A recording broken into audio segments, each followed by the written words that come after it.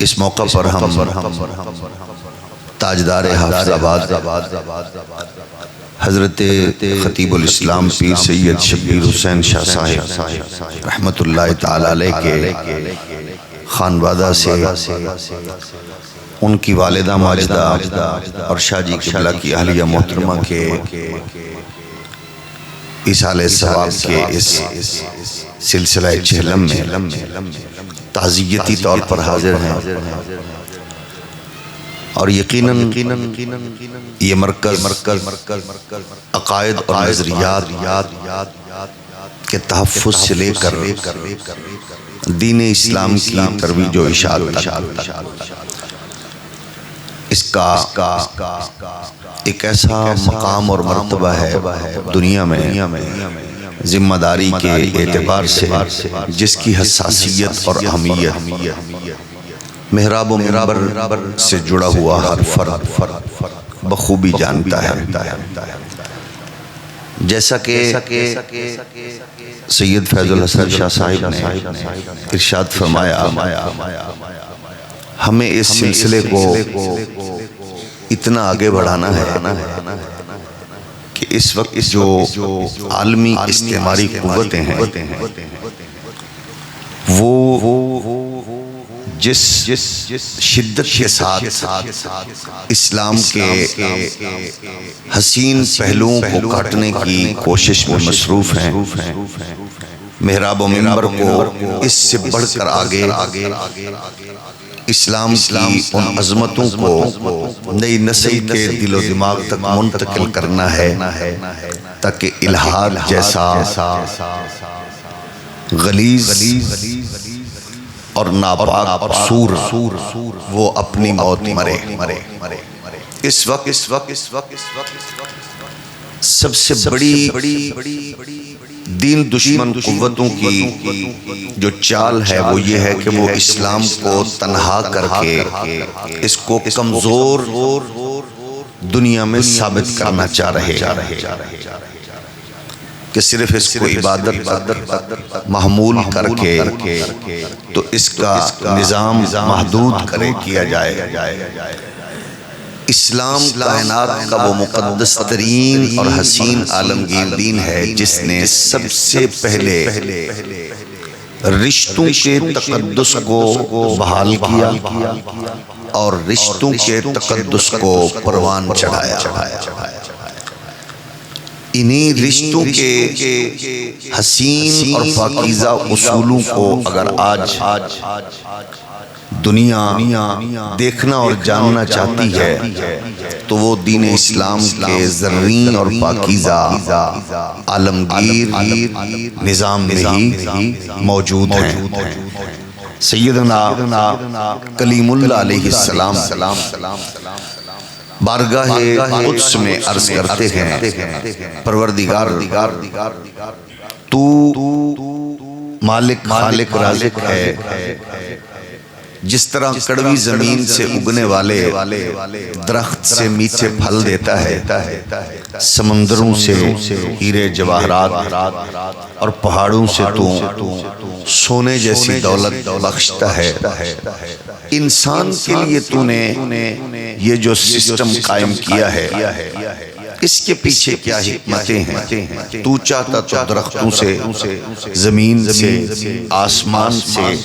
بندوں کو ڈائریکٹ بھیجتا، حکم ہوا ایک درخت کی طرف اشارہ کیا، اس کو دیکھو، آپ نے نظر رکھی تو اس میں سے 4 لوگ نکلے، ایک مشرق کی طرف بڑھا، ایک مغرب کی طرف بڑھا، ایک شمال کی طرف بڑھا، ایک جنوب کی طرف، اور وہ بڑھتے چلے گئے، واپس مڑ کے نہیں دیکھا۔ رب کے حضور سربا سجود ہو کر اللہ کا جلیل القدر پیغمبر اس کی حکمتوں پر اس کا شکر گزار ہوئے کہ میں سمجھ گیا اگر تو بندوں کو درختوں سے اس انداز سے نکالتا تو وہ ایک دوسرے سے بیگانہ ہوتے، بندوں کو بندوں کے ذریعے پروردگار کی تخلیق کی حکمت یہ بھی ہے کہ ہمیں انسانیت کا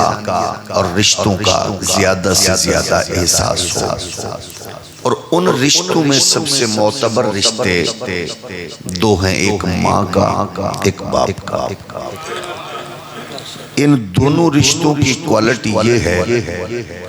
کہ ایک وہ ہے جو آپ کی جیت کے لیے اپنا سب کچھ ہار کر فخر محسوس کرتا ہے،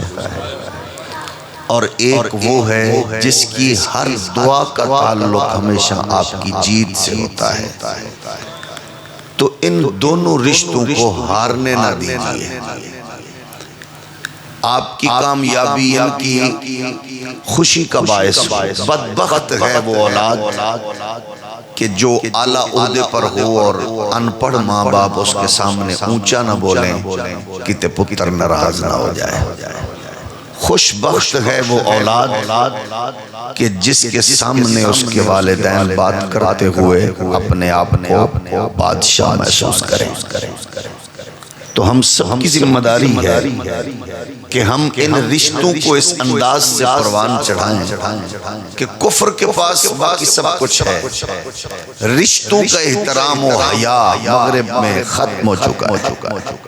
اور اسلام اس تصور کو مضبوطی سے پکڑے ہوئے ہے۔ آج دوسرا ڈنڈورا مغرب یہ پیٹتا ہے،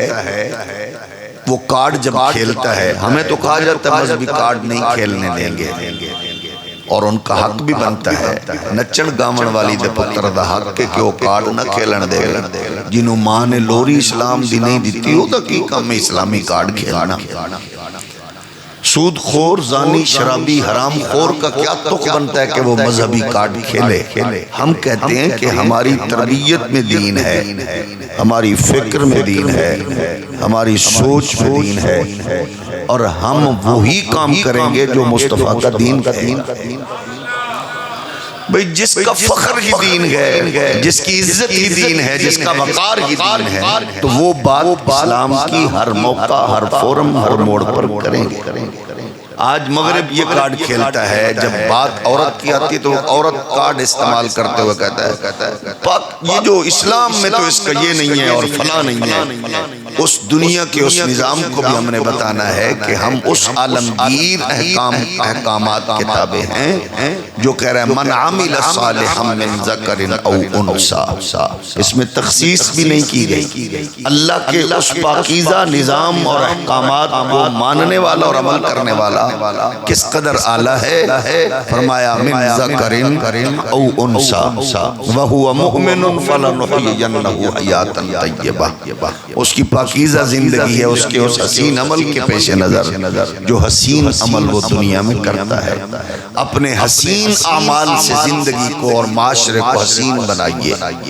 نفرتوں کو کاٹ پھینکیے، عداوتوں کو ختم کیجیے، محبتوں، چاہتوں، الفتوں کے اس ماحول کو لائیے، اور ہر اس کو مصطفیٰ کے دین کی طرف بلا کے دعوت دیں۔